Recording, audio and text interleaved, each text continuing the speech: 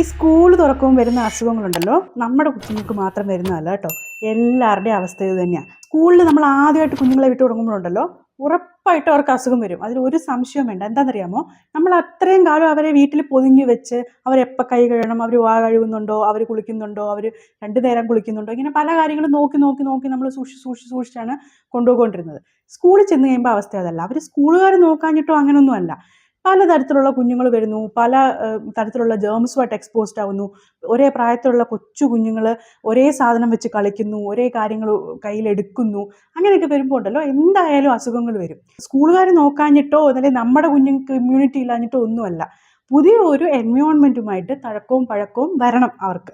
ആ എൻവയോൺമെൻറ്റിൽ അവരാദ്യം ചെല്ലുമ്പോൾ ഈ ജേംസ് ഉറപ്പായിട്ടും അവരെ അഫക്റ്റ് ചെയ്യും. അപ്പം ഈ വർഷം എന്തായാലും ഇനി അവനെ സ്കൂളിൽ വിടുന്നില്ല, അവൻ ചെന്നപ്പം പോലെ അസുഖമാണെന്ന് തീരുമാനിക്കുന്നതാണ് നമ്മുടെ തെറ്റായ തീരുമാനം.